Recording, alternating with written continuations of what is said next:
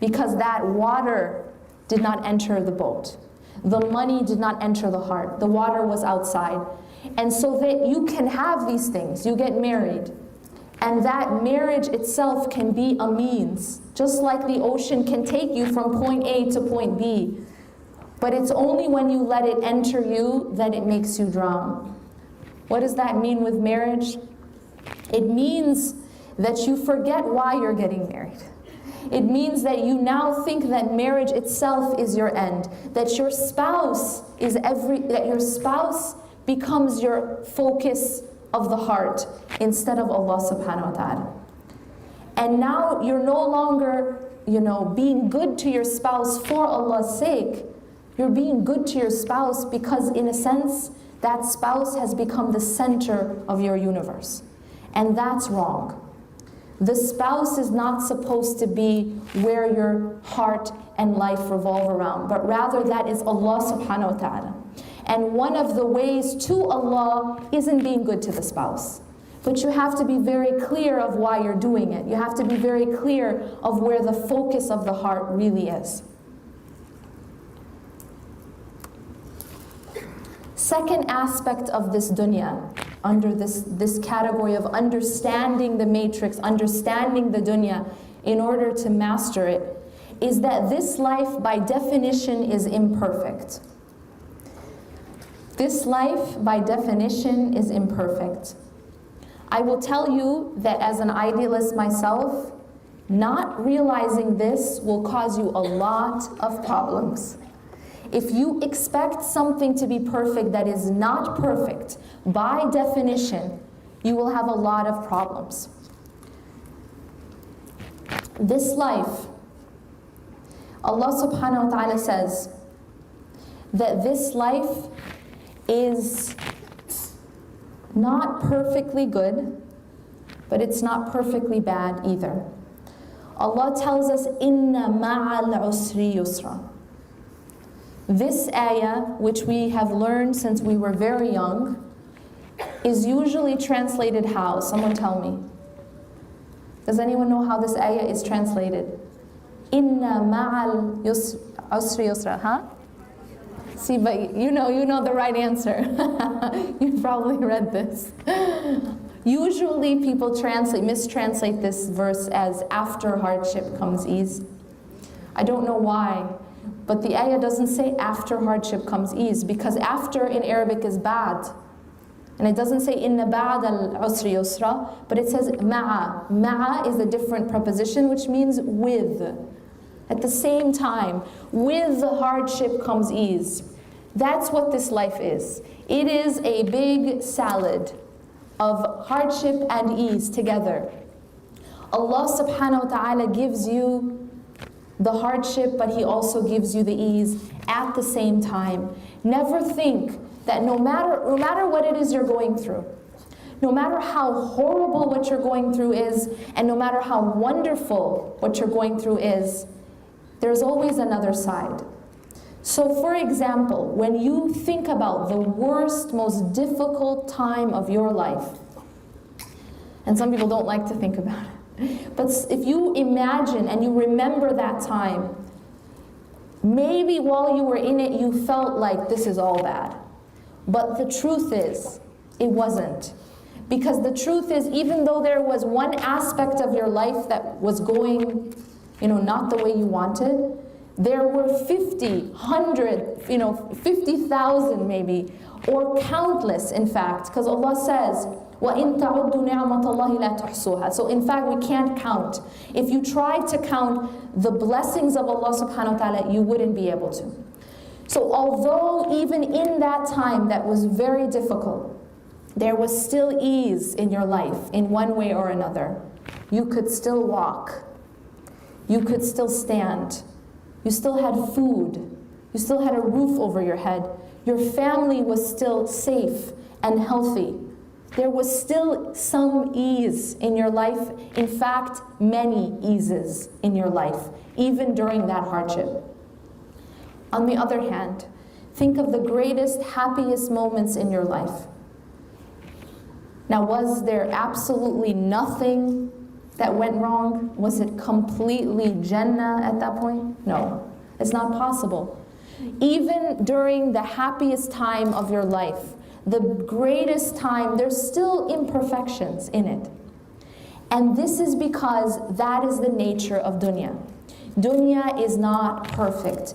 Dunya is not complete. Dunya is just a glimpse. You will realize now when you compare that to akhirah, it's very different. Because in akhirah, in the hereafter, the good is all good. Jannah doesn't have some good things and some bad things, right? Jannah is 100% completely good. Complete ease. There is no hardship in Jannah. لا خوف عليهم ولا هم يحزنون. Allah describes Jannah and says that there is none of these two things which hurt us most in this life. And that is fear and sadness. There is no fear and there's no sadness in Jannah. On the other hand, the hardship of Jahannam, the hardship, wa'udhu billah, of hellfire has no ease in it. Not even a little bit. Not even a little bit. So that complete hardship is for the hereafter, wa'udhu billah, for those who enter it. This means that when we experience these things in this life, if you experience hardship in this life, if you experience any amount of pain in this life, it's supposed to make you ask protection from the hellfire. It's supposed to make you realize that it's supposed to wake us up in a sense. That if pain feels like this here, imagine what it would feel like there. This is a reminder for us. These things remind us. These things are glimpses of the real thing, in the real sense. So, although there is fire in this life, is it like the fire of that life? No. The fire of this life is just an example of the fire of hellfire, wa'udhu billah. Similarly, any happiness that you feel in this life, any bliss or any pleasure, it is just a glimpse of what it would be like in Jannah. And the answer is we hold tighter. We bring it closer, right? That's our knee-jerk reaction. That's our reflexive reaction. But she's being asked to do the opposite. She's being asked to actually put it in Allah's hands, that thing that she was afraid of losing, the thing that she loved most. She was actually being told to let go and let God. And in that moment, she's being tested, but she is being given a promise. And the promise of Allah is true. And so Allah subhanahu wa ta'ala says to her, we will return him to you. And not only did he return Musa alayhi salam to his mother, he protected Musa alayhi salam in a way that the mother could not have done had she held on to him. And that's very profound. If she had done what a mother's instinct is to do, which is what? To hold on. She couldn't protect him from Pharaoh. Look at the power of Allah subhanahu wa ta'ala. Not only did he protect Musa alayhi salam, he protected, look at the lesson here, look at the sign, pay attention to this. He protected Musa alayhi salam, not only did he protect him, he protected him in the house of Pharaoh. Look at the might and the power of Allah subhanahu wa ta'ala. Not only did he protect Musa alayhi salam in hiding, no, in the house of Pharaoh, to show you that Allah is the protector. Right? Even in literally the mouth of the shark, he was in the house of Pharaoh, and Allah protected him there. And in fact, as a sign, Allah made Pharaoh himself raise him. And he was the one who was killing the babies. He was the one who Musa alayhi salam was trying to escape. And Allah's in charge. See, See, it shows that Allah's in charge. Allahu Akbar. Because Allah made Pharaoh raise him. So not only was he protected, but he was protected in the houses of Pharaoh. And that's Allah. But look at the mercy of Allah subhanahu wa ta'ala. He could have taken Musa alayhi salam and just protected him, and the mother never saw him again. Right? But he made a promise to the mother. And this is also something that it hit me really deep when I read this. Is that Allah subhanahu wa ta'ala said that He وَرَضَدْنَاهُ إِلَىٰ أُمِّهِ, and Allah subhanahu wa ta'ala says that He returned Musa to his mother. But what really struck me is the reason Allah gives of why He returned Musa to his mother. كَيْ تُقَرُّ عَيْنُهَا وَلَا تَحْزَنْ وَلَتَعْلَمَ أَنَّ وَعْدَ اللَّهِ. So beautiful. He says that He returned Musa to his mother. And I want you to just realize that this is a historic event.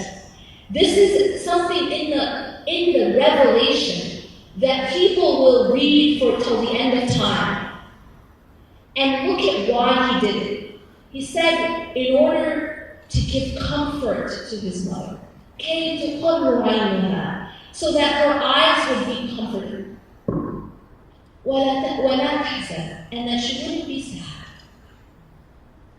Isn't that powerful? Allah subhanahu wa ta'ala is saying that the sadness of one woman was that important to the Lord of the worlds. The feelings of one mother. You know, sometimes this is the thing, right? We sometimes go through life, right? And we feel like, nobody cares. Or, nobody knows what we go through. No one knows what I'm feeling. Or maybe no one cares about my feelings. And sometimes we might feel that our feelings are insignificant. And we might feel that it's insignificant to people. But look what Allah is showing us, and showing people till the end of time, that the emotions of one woman were that important to the Lord of the worlds, that He did a historic thing, and He brought back Musa to the mother. And then finally, He says, وَلَتَعْلَمَ أَنَّ وَعْدَ اللَّهِ حَقٌّ. And so that she will know that the promise of Allah is true. Now, these stories are not just stories. These stories are lessons. These stories are inspirations for us in our lives. Because sometimes in life, we're going to face situations, inshallah, we never have to let go of our children.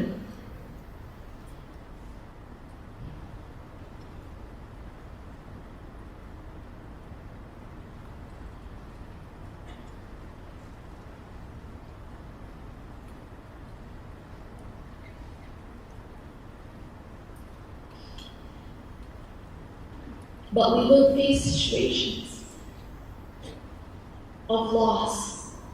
We will face situations where we have to let go.